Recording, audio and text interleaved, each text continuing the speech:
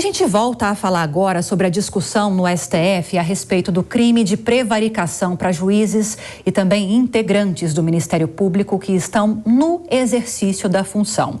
Sobre essa e outras pautas em discussão no Supremo, a gente conversa agora com o Fábio Santana, que é presidente da Comissão de Direito Constitucional da OAB de São Paulo. Doutor, presidente, bem-vindo mais uma vez. Boa noite.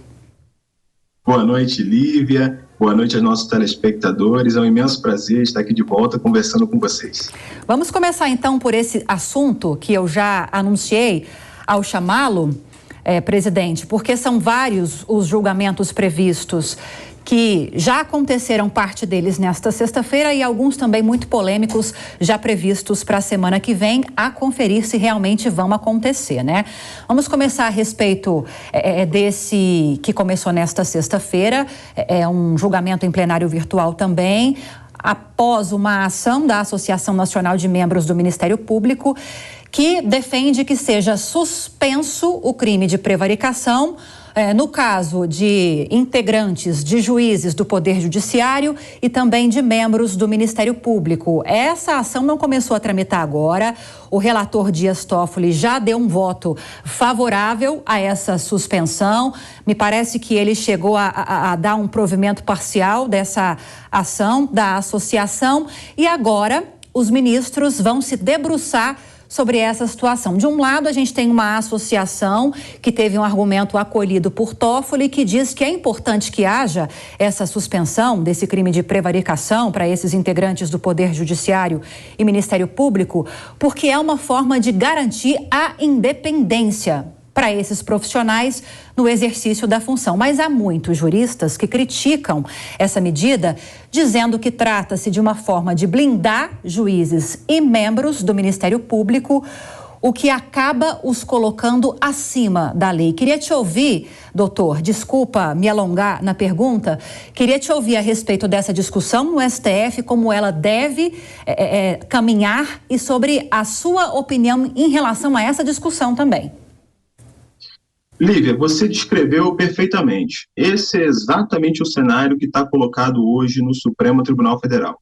O Supremo Tribunal Federal começou o julgamento virtual hoje, que vai até o dia 2 de junho, para definir justamente a DPF 881, que foi ajuizada pela Associação Nacional do Ministério Público e também depois foi aceita no processo a Associação dos Magistrados Brasileiros. Então, essa ação promovida por essas duas entidades, tanto o Ministério Público quanto a magistratura brasileira, visam justamente a deixar claro, né, a reconhecer que nenhuma interpretação que criminalize o que a gente chama de crime de hermenêutica, ou seja, que criminalize uma decisão de um magistrado ou uma manifestação de um membro do Ministério Público contrária a uma disposição de lei, que isso não seja reconhecido como crime de prevaricação. Ou seja, em outras palavras, como muito bem você colocou, Lívia, é esse reconhecimento dessa independência do Ministério Público e da magistratura brasileira. É o que a gente chama, doutrinariamente, de livre convencimento motivado. Ou seja, não se pode reconhecer, visa essa demanda, e esse pedido foi acolhido pelo ministro Dias Toffoli monocraticamente, não se pode reconhecer como um crime de prevaricação, eventual entendimento contrário à disposição expressa de lei. É isso que visa essa ADPF 881, que também, como muito bem você colocou, houve um provimento parcial pelo ministro Dias Toffoli, porque a segunda parte também desse requerimento constante na ADPF, que era exigir, né, que o Ministério Público se manifestasse em todos os pedidos nas fases de investigação.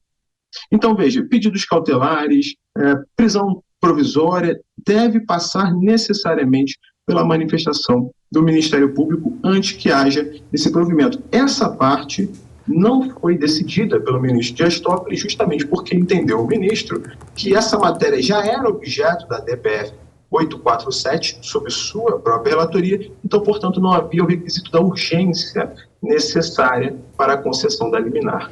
Essa matéria, portanto, que depende de referendo do Tribunal Pleno, está sob julgamento até o dia 2 de junho, caso não haja nenhum pedido de destaque, caso não haja nenhum pedido de vista. Agora, só antes de passar para a próxima pergunta, presidente, um outro julgamento que estava agendado, eu não tenho informações agora em que andamento está, em que pé está no STF, é justamente uma possível homologação por parte da Corte, depois que foi feito aquele acordo, um novo acordo entre a União, por meio do ministro da Fazenda, Fernando Haddad, e representantes dos estados e do Distrito Federal, sobre aquela compensação de quase 27 bilhões de reais que seria paga pela União aos estados pela perda de arrecadação de ICMS depois que foi determinada a desoneração para combustíveis. Só para deixar essa informação para a nossa audiência, não tem informações a respeito disso, né, doutor? Tem algum apontamento? Rapidinho. Ainda não, Lívia. Não, ainda né? a informação que se tem é que não chegou ainda a um acordo nesse sentido. Beleza, não, é só para trazer a informação, não é essa pergunta que eu quero fazer para você não, presidente. Um outro julgamento muito polêmico que estava marcado para essa semana e que agora foi reagendado para a semana que vem, se não me engano, para quinta-feira, para o dia 1º de junho, é o que trata sobre a descriminalização do porte de drogas para consumo, ou seja, porte de drogas em pequena quantidade, que nesse caso seria encarado como drogas para consumo. Esse julgamento não é de agora, ele começou em 2015, foi feito um pedido de vista em 2017 pelo falecido ministro Teori Zavascki. Já havia condições para que esse julgamento fosse retomado em 2018, mas embora houvesse, né, presidente, condições jurídicas e técnicas para que ele fosse retomado, não havia ambiente político para que ele prosperasse. Queria que o senhor trouxesse informações a respeito disso para a gente. Me parece que 3 ministros chegaram já a imprimir os seus votos. Não sei se eles continuam válidos para esse julgamento retomado agora. Quais são as expectativas em relação a esse tema, a essa discussão e o que está em discussão efetivamente? Perfeito, Lívia. Justamente esse caso foi retirado de pauta. A expectativa era de que ele seria julgado na data de ontem, mas ele foi retirado de pauta. Inclusive, como você muito bem colocou, existem 3 votos já proferidos, a despeito de, enquanto durar o julgamento, esses votos podem ser refeitos, eles podem ser dados em sentido contrário ao longo do julgamento. Mas, por hora, já existem 3 votos proferidos, sobretudo pelo ministro Luiz Roberto Barroso, o ministro Edson Fachin e o ministro Gilmar Mendes, no sentido de que precisa haver alguma espécie de temperamento em relação a essa criminalização do porte de drogas, né? Em outras palavras, na linha de entendimento de uma descriminalização a despeito de não ser total e restrita, mas que seja algo nessa linha. Então, esse julgamento foi retirado de pauta, não se tem ainda uma previsão de retorno, mas é um julgamento que nós acreditamos que nos próximos dias comporá o cenário jurídico nacional. Por ser uma discussão que vai ser retomada, a informação que a gente tem, inclusive, doutor, é inclusive que isso deva ser retomado, esse julgamento deva ser retomado já na semana que vem, segundo apurações que a nossa equipe de reportagem lá em Brasília trouxe, inclusive, para nós ontem, na noite desta quinta-feira. Há também uma questão que envolve conflito de competência. Alguns juristas dizem que não era uma questão que deveria ser discutida no STF, na Corte, na Suprema Corte, mas seria uma questão de foro legislativo, que deveria ser discutida no âmbito do legislativo. O senhor concorda com essas análises ou não? Esse conflito institucional entre poder legislativo e poder judiciário é tema recorrente da nossa vida pública, né? Matérias que acabam não chegando a um consenso na seara política, não se tem ali um entendimento acerca de um texto a ser aprovado pelo quórum exigido pela Constituição, acabam desembocando no Poder Judiciário, em que esse tema, tendo em vista o número reduzido de ministros e tendo em vista o tema jurídico que se coloca, acaba sendo o Supremo como um ator de vanguarda nesse debate, o Supremo acaba promovendo as mudanças no seio da sociedade. Então, esse embate entre matérias que deveriam realmente ser decididas, né, por conta de uma escolha da sociedade e, portanto, na seara do Legislativo, acabam desembarcando no Supremo Tribunal Federal, infelizmente em razão dessa falta de um consenso na hora de elaboração das normas. O que nós precisamos verificar é o seguinte: se esse aspecto ele é um aspecto de uma inconstitucionalização, né, se há uma inconstitucionalidade ou não. Né? Se há uma inconstitucionalidade, portanto, é uma matéria jurídica. Se há uma escolha da sociedade, se é uma escolha moral da nossa sociedade, portanto, deveria ser eminentemente uma matéria de cunho legislativo. E, na minha percepção, efetivamente, se trata de uma escolha da nossa sociedade, né? Se nós queremos ou não que essa matéria deixe de ser considerada crime. Agora, presidente, para a gente fechar, vou sair um pouquinho da seara da Suprema Corte para falar de outras questões jurídicas em outras instâncias. Nós recebemos agora uma informação que daqui a pouquinho a gente volta com mais detalhes a respeito dela.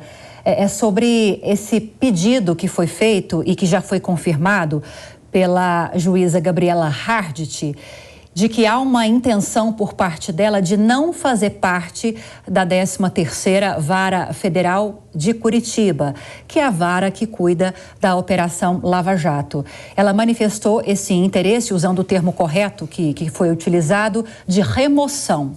Ou seja, ela não quer ser a responsável pela vara, segundo esse pedido que foi feito por ela, depois que foi afastado o Eduardo Apio, por questões de investigações que estão sendo conduzidas pelo Conselho do TRF4. Como fica a situação da vara responsável pela Operação Lava Jato até que haja uma definição, doutor? É uma situação complicada, né? Ficou uma herança complicada, realmente, a 13ª Vara Federal de Curitiba. Nós, como você muito bem colocou, Lívia, há um pedido de remoção da atual juíza que conduz os procedimentos da Lava Jato, que é a juíza Gabriela Hardit. Ela solicitou por meio de um concurso de remoção. Né? Isso é muito comum nos tribunais, haver um concurso de remoção em que os magistrados solicitam ao tribunal a remoção para outras varas, para outras localidades, e, sobretudo, no TRF4, que abrange ali toda a região sul, né? Paraná, Santa Catarina e Rio Grande do Sul. Então, esse pedido de remoção foi formulado pela juíza Gabriela Hardit, não só ela, como outros magistrados, e até o dia 29 de maio, conforme nota do TRF4, ela pode, inclusive, desistir desse pedido, né? Então, até lá, nós temos ainda uma indefinição se realmente esse pedido vai ser mantido pela eminente magistrada ou se, eventualmente, até ela vai voltar atrás desse pedido. Mas, seja como for, esse pedido de remoção será analisado pelo Conselho Administrativo do TRF4, que proferirá uma decisão em relação a isso. E ainda nesse cenário, Lívia, nós temos que lembrar que o juiz Eduardo Apio, ele recorreu da decisão do próprio TRF4, que o afastou da condução ali dos processos relativos à Lava Jato. Né? O Eduardo Apio recorreu, na data de hoje, ao CNJ, que é o Conselho Nacional de Justiça, buscando aí justamente reverter essa decisão e retornar à 13ª Vara Federal de Curitiba. Então, sobre esse assunto, Lívia, nós ainda temos aí que acompanhar os próximos capítulos. Com toda certeza. E quero te agradecer mais uma vez por ter nos ajudado a entender tantos assuntos técnicos jurídicos complexos. Presidente, obrigada, viu? Presidente da Comissão de Direito Constitucional da UAB de São Paulo. Conversamos com Fábio Santana. Presidente, bem-vindo sempre. Obrigada pela entrevista e um ótimo fim de semana. Eu que agradeço, Lívia. Parabéns por trazer esses assuntos para a sociedade e boa noite a todos os nossos telespectadores. Boa noite.